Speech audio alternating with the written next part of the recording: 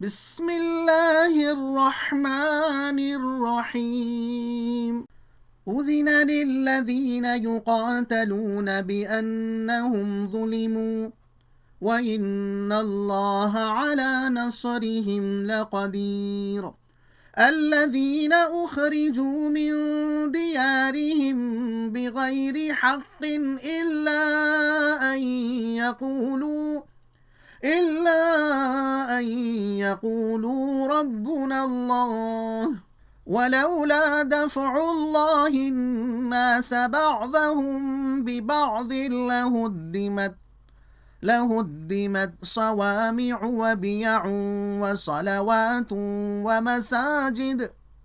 ومساجد يذكر فيها اسم الله كثيرا ولينصرن الله من ينصره إن الله لقوي عزيز. الذين إن مكناهم في الأرض أقاموا الصلاة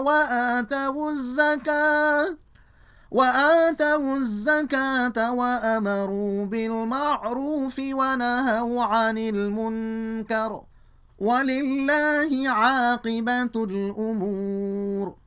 وإن يكذبوك فقد كذبت قبلهم قوم نوح وعاد وثمود وقوم إبراهيم وقوم لوط وأصحاب مدين وكذب موسى فأمليت للكافرين ثم أخذتهم فكيف كان نكير.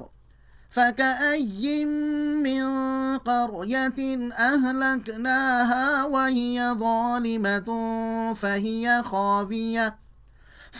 خاوية على عروشها وبئر معطلة وقصر مشيد. أفلم يسيروا في الأرض فتكون لهم قلوب يعقلون بها أو آذان يسمعون بها فإنها لا تعمى الأبصار ولكن تعمى القلوب التي في الصدور.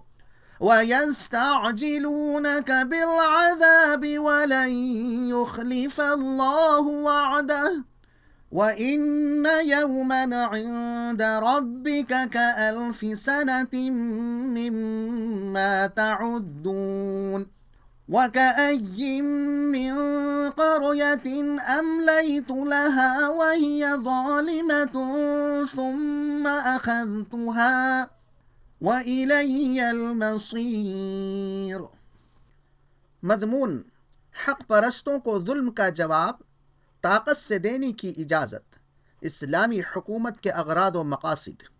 मतलब, हक़ परस्तों को इजाज़त दी जाती है कि वो ज़ालिम का जवाब ताकत से दे सकते हैं। अल्लाह इनकी ज़रूर मदद करेगा। ये अल्लाह का फ़ज़ल है कि वह वक्तन फ़वक्तन एक गुरोह को दूसरे गुरोह के ज़रिए दफ़ा करता रहता है, वरना अगर एक ही गुरोह का इक़्तिदार रहता तो उसकी दस्त दराजियों से इबादत गाहें तक भी न बचने पाती।